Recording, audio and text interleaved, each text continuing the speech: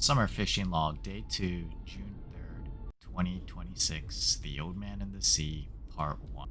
First of all, thanks everyone for watching my first video entry. I appreciate the support and the kind words. It means a lot to me. So, yesterday I had wanted to go fishing, but it was raining.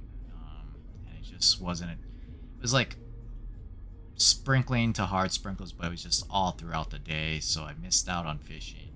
So today, hey, nice and bright, but a tough day.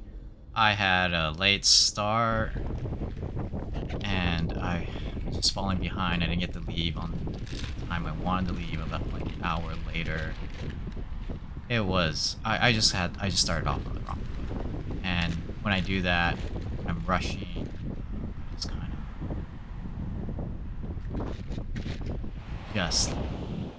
I have just the wrong energy, you know? Anyhow, so we're back at my spot. I have two poles set up. This first pole, I have the fresher Aku belly.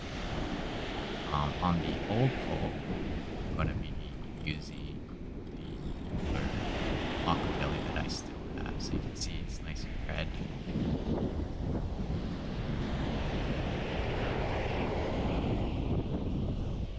I'm trying to make, I'm here at the beach trying to relax and just get better positive energy. But I'm honestly, I'm still like, oh, I should have been here earlier. So I make my first cast, and it wasn't. See, it wasn't the best. I go out too far, but I leave it out because I want to set up my second one. So here's the older Aku belly.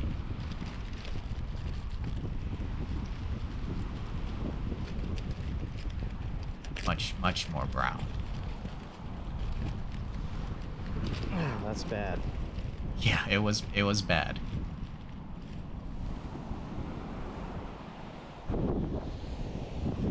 So the pole on the left, old Aku belly. Pole on the right, better one. Sand in my hands. Ways.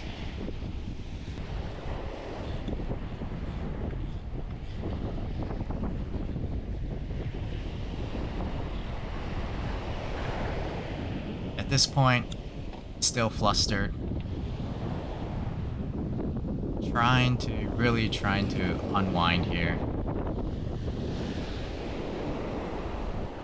But, misfire on the first cast.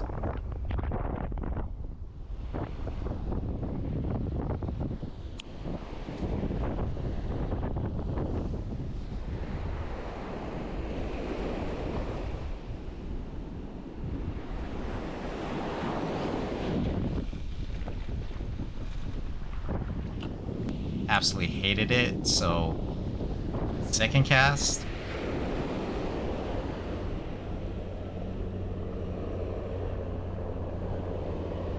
At this point I see a helicopter coming, so I kind of just aim for it, and I'm satisfied. But somehow along the way, I stepped on a stick sticking out of the sand.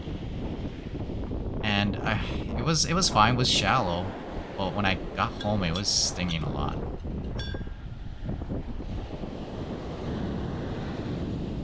And so again, flustered, but I'm thinking, you know what? I want to recast my first pole.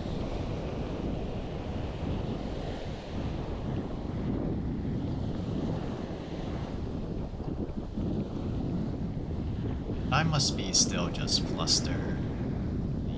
Energy I have is just all negative. So I cast again and just watch what happens.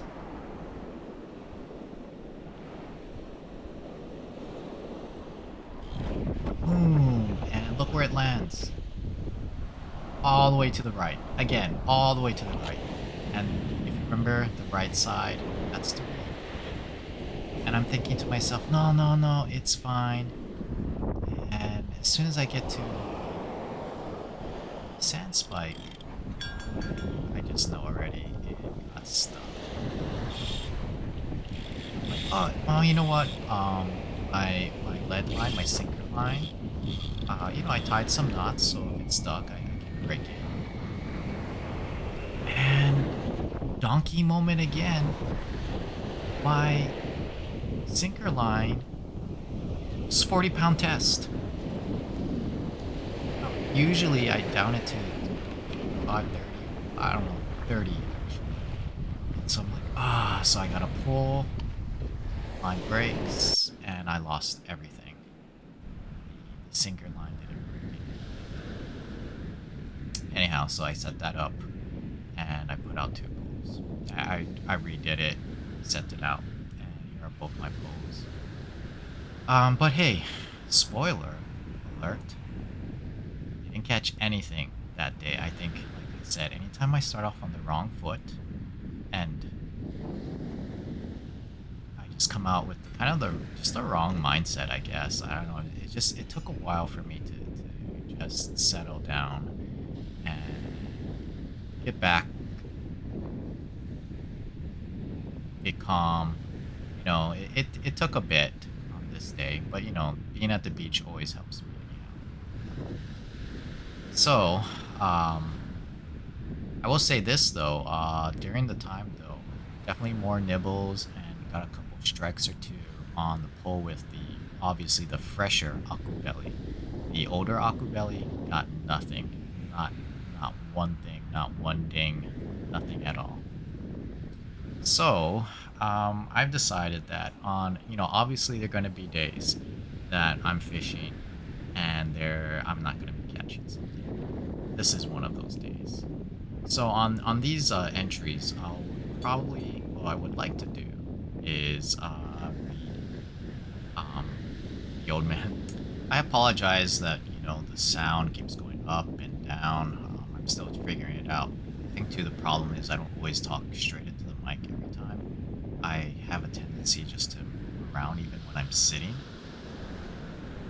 and I think that's just reflects to when I'm lecturing and I'm teaching in class. I just gotta keep moving around. So I'm trying my best to just talk straight into the mic. I'm choosing to read The Old Man and the Sea by Ernest Hemingway. Obviously it's got the whole fishing theme and everything, but also too, this novella is as I've grown older, I've had kind of an up and down relationship with the story. I first read this novella back in high school on my own as a free read. It wasn't signed or anything, and honestly, I didn't care for it. And ironically, for a few years, I taught it to my high school students, and no surprise, they didn't really care for it either. It was always when we were finished reading the story, the students were like, "Mister, all we read was a book about an old man catching a fish." And yeah, that's pretty much it.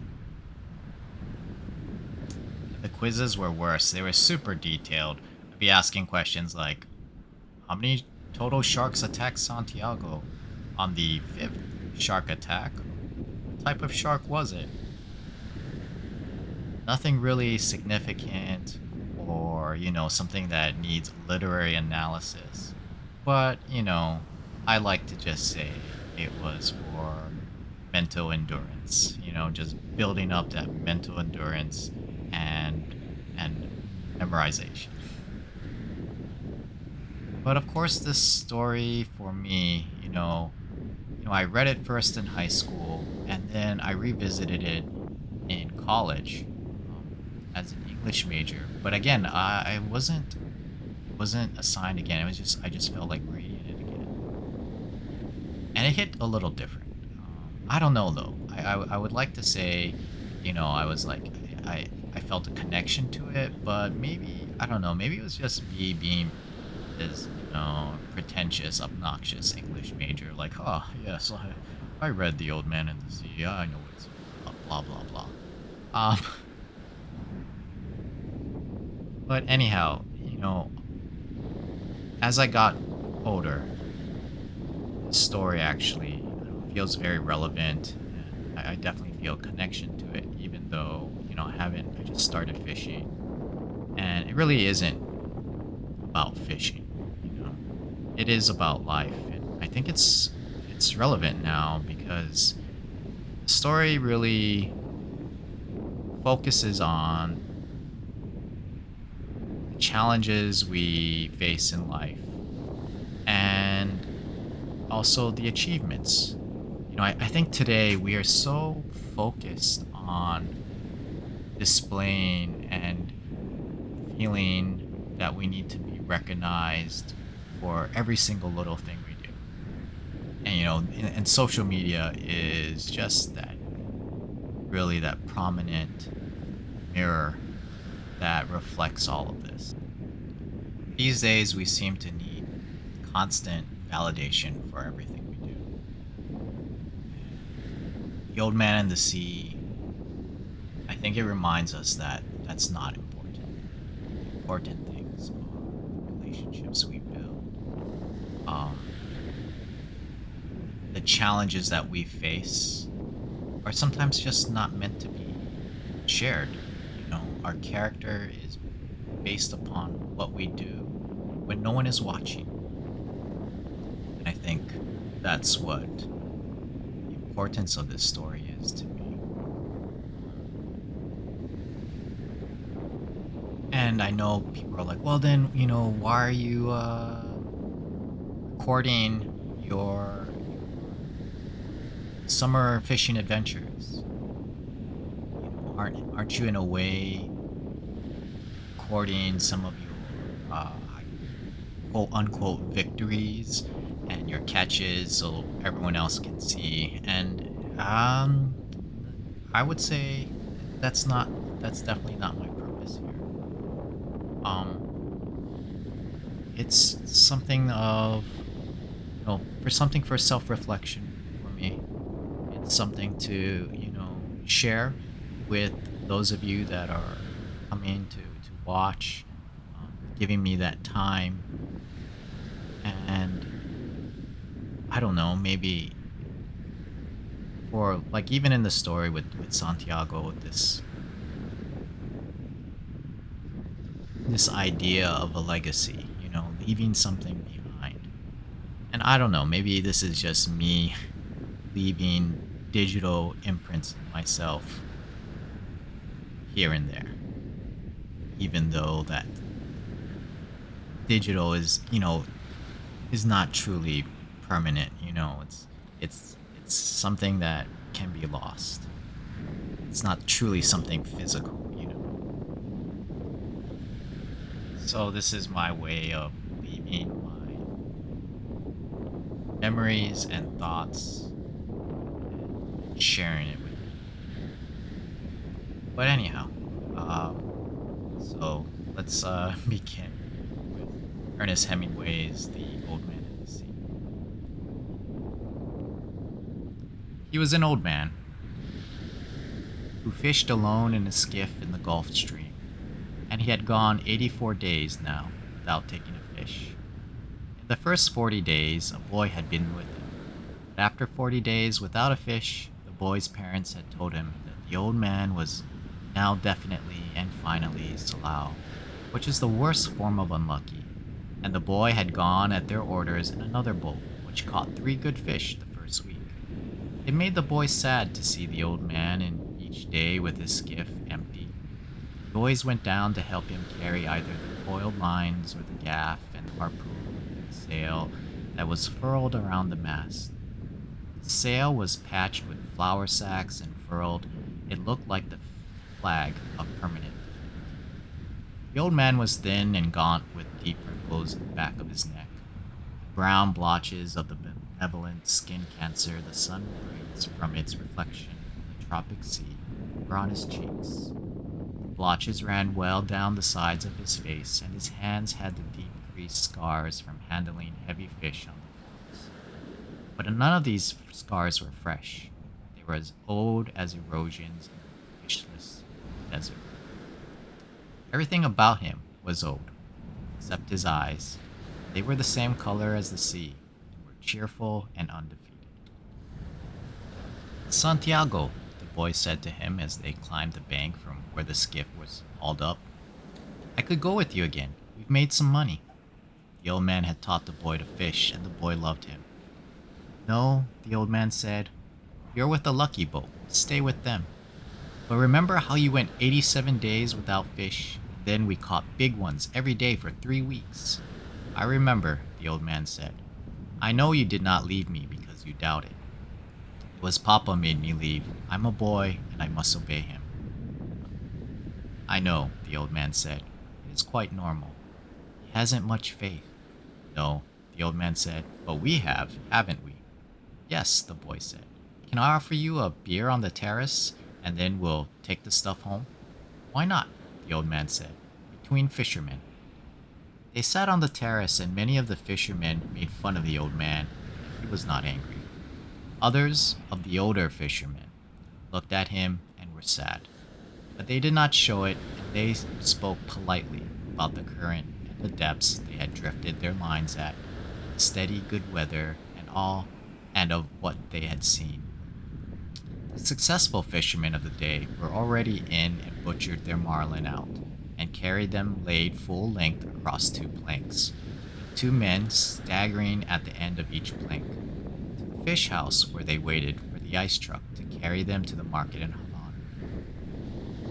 Those who had caught sharks had taken them to the shark factory on the other side of the cove, where they were hoisted on a block and tackled, their livers removed, their fins cut off, and their hides skinned out, and their flesh cut into strips for salting.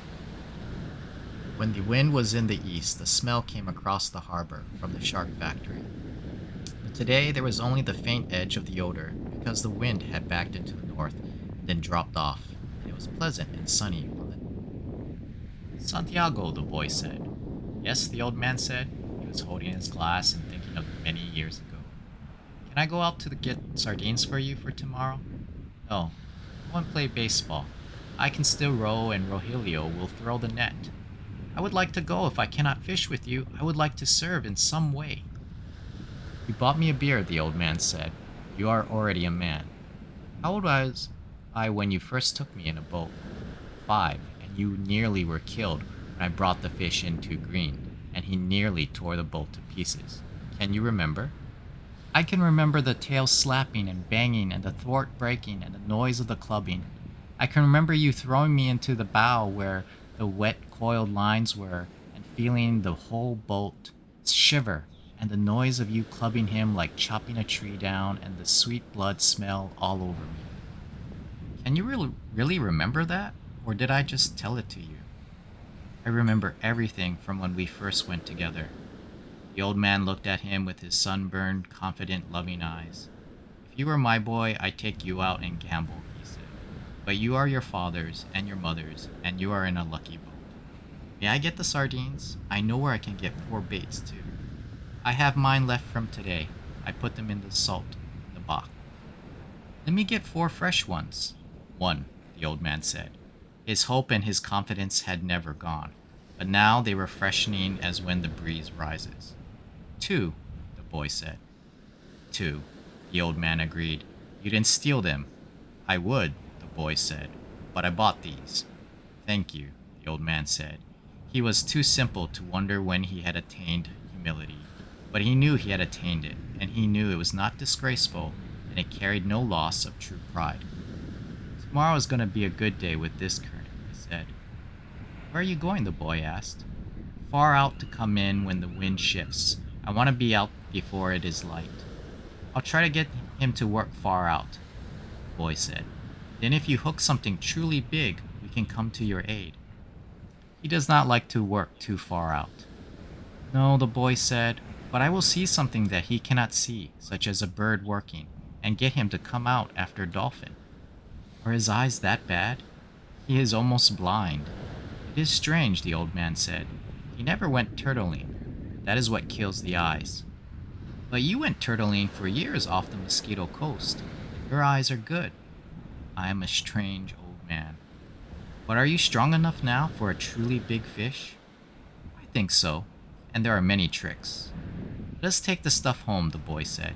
so I can get the cast net and go after the sardines. They picked up the gear from the boat.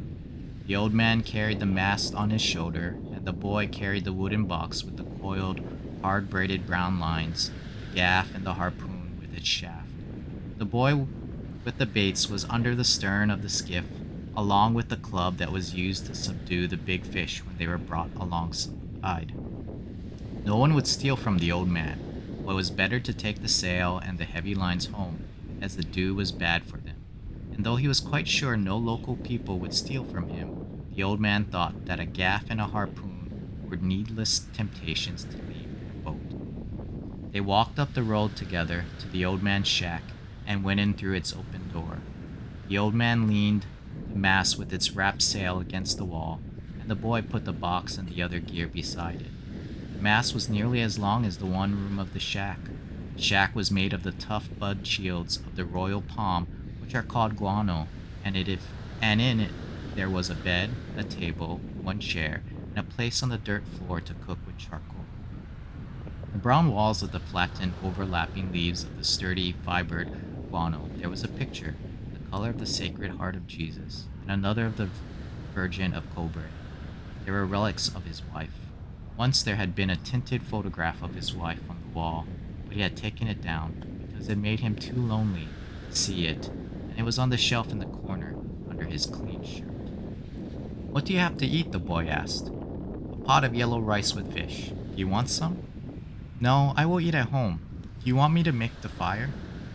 "No, I will make it later on, or I may eat the rice cold." "May I take the cast net?" "Of course." There was no cast net, and the boy remembered when they had sewed it. But they went through this fiction every day. There was no pot of yellow rice and fish, and the boy knew this too. 85 is a lucky number, the old man said. "How would you like to see me bring one in that dressed out over 1,000 pounds? I'll get the cast net and go for sardines. Will you sit in the sun in the doorway?" "Yes, I have yesterday's paper, and I will read the baseball." The boy did not know whether yesterday's paper was a fiction too, but the old man brought it out from under the bed. "Herico gave it to me at the bodega," he explained. "I'll be back when I have the sardines. I'll keep yours and mine together on ice. We can share them in the morning. When I come back, you can tell me all about the baseball. The Yankees cannot lose, but I fear the Indians of Cleveland. Have faith in the Yankees, my son. Think of the great DiMaggio. I fear both the Tigers of Detroit and the Indians of Cleveland. Be careful, or you will fear even the Reds of Cincinnati and the White Sox of Chicago. You study it and tell me when I come back. Do you think we should buy a terminal of the lottery with an 85? Tomorrow is the 85th day." "We can do that," the boy said. "But what about the 87 of your great record?" "It could not happen twice. Do you think you can find an 85? "I can order one. One sheet. That's $2.50. Who can we borrow that from?" "That's easy. I can always borrow $2.50. "I think perhaps I can too, but I try not to borrow. First you borrow, then you beg." "Keep warm, old man," the boy said. "Remember, we are in September." "A month when the great fish come," the old man said. "Anyone can be a fisherman in May." "I go now for the sardines," the boy said. When the boy came back, the old man was asleep in the chair and the sun was down. The boy took the old army blanket off the bed and spread it over the back of the chair and over the old man's shoulders.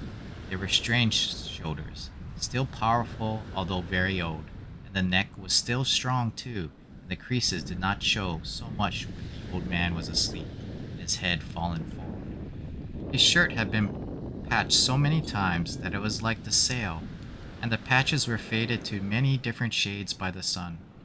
The old man's head was very old, though, and with his eyes closed, there was no life in his face. The newspaper lay across his knees, and the weight of his arm held it there in the evening breeze. He was barefooted. He left him there, and when he came back, the old man was still asleep. "Wake up, old man," the boy said, and put his hand on one of the old man's knees. The old man opened his eyes, and for a moment he was coming back from a long way away. Then he smiled. "What have you got?" he asked. Supper, said the boy. Wanna have supper? I'm not very hungry. Come on and eat. You can't fish and not eat. I have, the old man said, getting up and taking the newspaper and folding it. Then he started to fold the blanket. Keep the blanket around you, the boy said. You'll not fish without eating while I'm alive. Then live a long time and take care of yourself, the old man said. What are we eating? Black beans and rice, fried bananas, and some stew. The boy had brought them in a 2-decker metal container from the terrace. The 2 sets of knives and forks and spoons were in his pocket with a paper napkin wrapped around each set. Who gave this to you? Martin, the owner. I must thank him. I thanked him already, the boy said. You don't need to thank him. I will give him the belly meat of a big fish, the old man said. Has he done this for us more than once? I think so. I must give him something more than the belly meat then. He is very thoughtful for me. He sent 2 beers. I like the beers in cans best. I know, but this is in bottles. A Tway beer. And I take back the bottles. It's very kind of you, the old man said. Should we eat? I've been asking you to, the boy told him gently. I have not wished to open the container until you were ready. I'm ready now, the old man said. I only needed time to wash. Where did you wash? The boy thought. The village's water supply was 2 streets down the road. I must have water here for him, the boy thought. Soap and a good towel. Why am I so thoughtless? I must get him another shirt and a jacket for the winter, some sort of shoes and another blanket. Your stew is excellent, the old man said. Tell me about the baseball, the boy asked him. In the American League, it is the Yankees, as I said, the old man said happily. They lost today, the boy told him. That means nothing. The great DiMaggio is himself again. We have other men on the team, naturally, but he makes the difference. In the other league, between Brooklyn and Philadelphia, I must take Brooklyn. But then I think of Dick Sisler and those great drives in the old park. There was nothing ever like him. He hits the longest ball I have ever seen. Do you remember when he used to come to the terrace? I wanted to take him fishing, but I was too timid to ask him. Then I asked you to ask him, and you were too timid. I know. It was a great mistake. He might have gone with us. Then we would have that for all of our lives. I would like to take the great DiMaggio fishing, the old man said. They say his father was a fisherman. Maybe he was as poor as we are and would understand. Great sister's father was never poor, and he, the father, was playing in the big leagues when he was my age. When I was your age, I was before the mast on a square-rigged ship that ran to Africa. I have seen lions on the beaches. I know, you told me. Should we talk about Africa or about baseball? Baseball, I think, the boy said. Tell me about the great John J. McGraw. He said Holta for J. He used to come to the terrace sometimes, too, in the older days. But he was rough and harsh-spoken and difficult when he was drinking. His mind was on horses as well as baseball. At least he carried lists of horses at all times in his pocket and frequently spoke the names of horses on the telephone. He was a great manager, the boy said. My father thinks he was the greatest. Because he came here the most times, the old man said. If Durocher had continued to come here each year, your father would think him the greatest manager. Who is the greatest manager, really? Gay or Mike Gonzalez? I think they are equal. And the best fisherman is you. No, I know others better. Keva, the boy said. There are many good fishermen and some great ones, but there is only you. Thank you. You make me happy. I hope no fish will come along so great that he will prove us wrong. There is no fish if you are still strong as you say. I may not be as strong as I think, the old man said, but I know many tricks and I have resolution. You ought to go to bed now so that you will be fresh in the morning. I will take the things back to the terrace. Good night then. I will wake you in the morning. And we will stop it there. Thanks everyone for watching and listening to me read The Old Man in the Sea. Hopefully you enjoy it. On my next log, I'll be finally preparing the lie that I caught on the first day. So I hope you look forward to that. And I'll see you next time. Take care, everyone. I appreciate you. It's been fun.